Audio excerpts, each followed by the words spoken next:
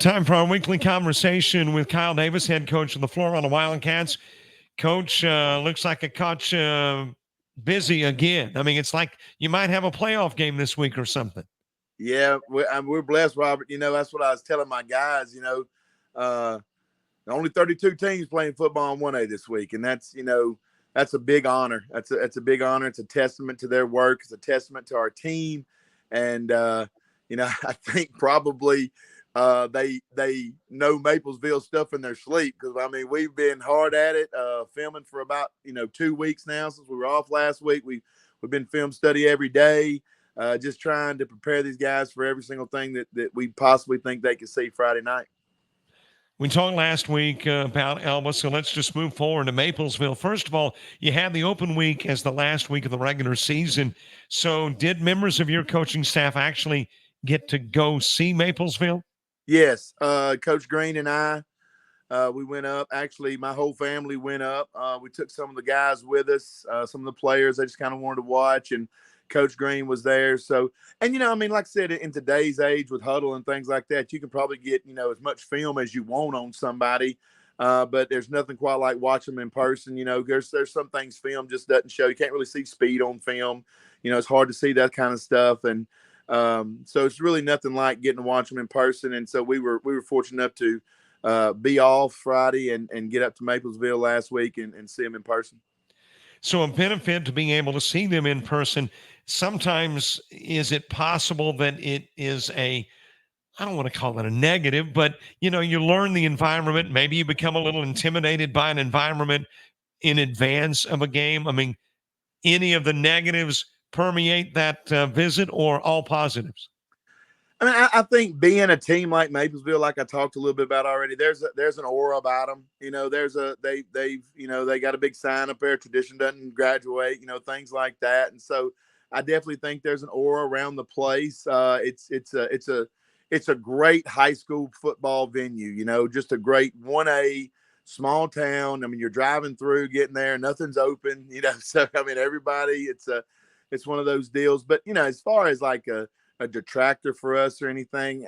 Not really. I think the kids, I told you this last week, and I've even had, people at our school, people in our community, just talking about how locked in our kids are right now at this phase of the season. They've just not really seen them this locked in, this late going in. So, one thing I think as a coach that you kind of pride yourself on is listening to your kids talk about the game. I think, it's not just football. I've told you, you do a lot of baseball, umpire a lot. I think any kind of sports IQ is kind of lost today and with these kids because they've got so much more to do than learn the game that they play. It's more about just going out there and playing rather than actually learning the game. But to hear our kids kind of, talk back and forth to one another while they were watching last week about, what they saw on film and how they did this, that's a testament to our coaching staff. That's a testament to our guys that have, really prepared these guys for what we're going to do this week. And it's just, it's a good feeling as a coach to kind of see that growth in your players. I know we talked during the regular season about the fact that it would have been nice to be able to have an open week maybe in the middle of the season, but now in retrospect, with it at the end of the year and getting that break after Elba, has it really kind of turned out to be a positive? Yeah, I think so. Like I said, that what we just talked about there, getting to see them in person. I think also being able to kind of get a week to prepare, a jump on them because they had to prepare for ACA last week, playing on week 10, and we've actually, not that we took Elba anyway or whatever, but by about Wednesday of the Elba week, we're pretty much Hayes in the barn kind of deal from that situation. So we kind of started, that day really looking at Maplesville film because we knew that it was either going to be them or Targa Academy. So we just kind of started getting ourselves acquainted to them as far as, them or AA. And it turned out being Maplesville. So, we've been able to just really try to prepare our kids and watch film on these guys for a good, 16 days. So, like I said, they may be tired of it by now, but underprepared, they will not be. Our guys will definitely be ready. So, yeah, I really think that's been one of the biggest upswings about having that week off is that we've been able to prepare for our opponent, for longer than they've been able to prepare for us. During the course of those 2 weeks of practice, are there new wrinkles that have been added? I mean, obviously we can't say what if there are, but are there new things? Oh yeah, I mean, I think you and I have talked a little bit about offensively what we do. I mean, there was a point in time in our season where we were probably 5 weeks in and only had about 5% of the offense in. And one of my coaches, as Coach Bass asked me, yesterday, well, how far along are we now? And I said, well, we're about 20%. So we're the fact that the kids have learned and picked up the offense. Yes, we have been able to kind of expand it a little bit. And I think if you've watched us play since the McKenzie game every week, you've kind of seen it develop as the weeks have gone on. You've kind of seen, whether it be a play action off a run game or expanding, stretching vertically the field in the pass game, some of those things.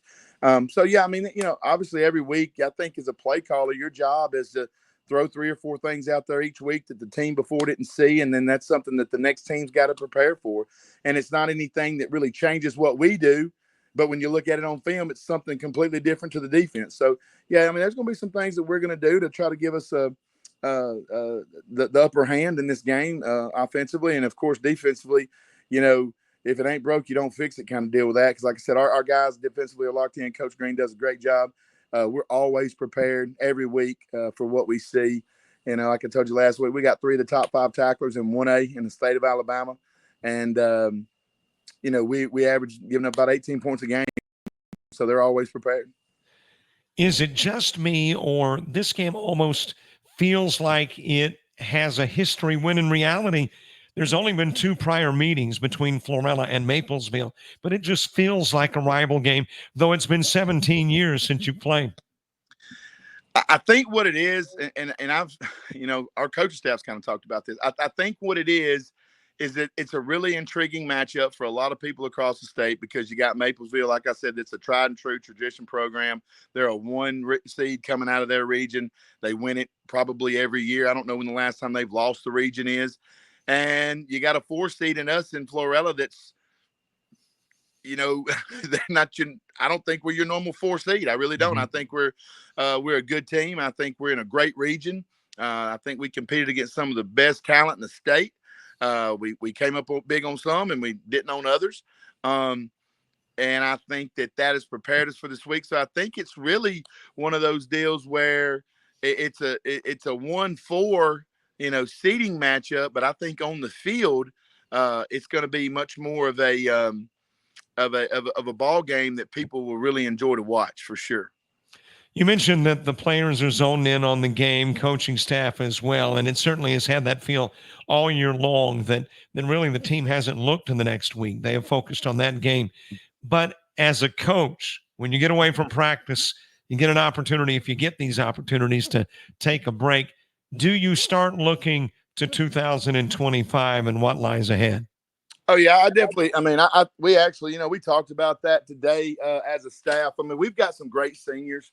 I told you about that last week. After that McKenzie game, we sat down with our seniors, Coach Green and I. We just kind of talked to them about, writing your own story for 2024. That there's no, the state champ hasn't been decided yet. So anybody can win it, and we're, anybody. And so we've had great seniors, but you do. I mean, when you look at the growth of our team.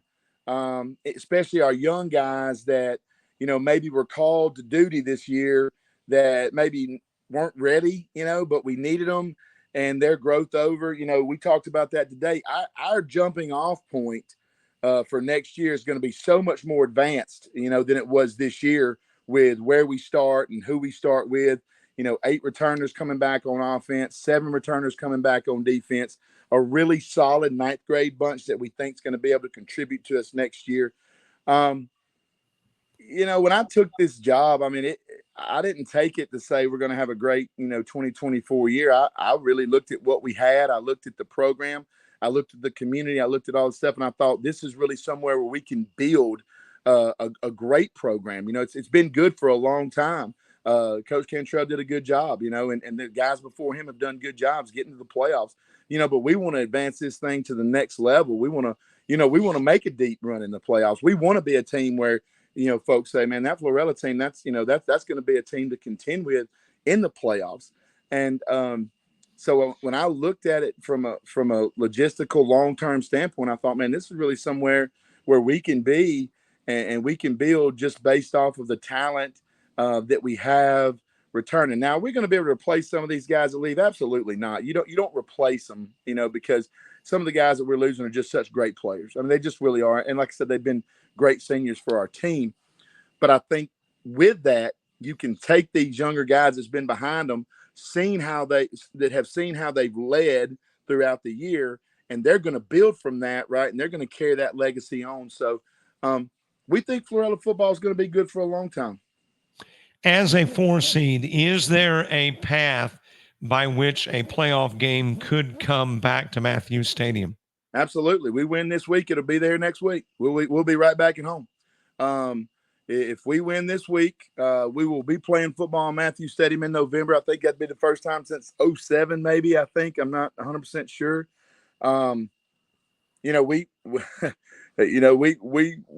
a guy that says, hey, speak things into existence. We bought paint already. It's one of those deals that we just, not that we're cocky or anything, but again, I mean, I tell our kids this all the time. We're not here just to get here, right? I mean, we're here now, and everybody's here now, and there's 32 teams out there vying to win that last game, and we got just as good a shot as anybody else because we're playing our best football right now. Now, does that mean that we will? I don't know the answer to that, but what I do know is this: is that if you do not, as a coach, or if you do not, as a team, give yourself that opportunity mentally, then you'll never have that chance physically. So. We don't sit here and brag about who we are. I think that we're a real blue collar team. I think our team has gotten to where they are through blood, sweat, and tears. There's no doubt about that. But I also believe that as a team, as a trend, that we're trending up, and I don't think we've peaked yet. And I think we're going to continue to get better every game we get throughout these playoffs. Well, 2007, last home football game in the playoffs for Florala, which, by the way, preceded a trip to Maplesville, and they lost that game in 2007. Sure would be nice this year to go ahead and knock off Maplesville and come back home in 2024 and play your first home playoff game since then. Coach, we're believing it's going to happen, and then we'll be talking again next week about round 2 of the postseason. Thank you, Robert, man. I appreciate you always having me on and let me have a platform to talk about my guys, man. I really appreciate that. Coach, thanks for being with us. Yes, sir.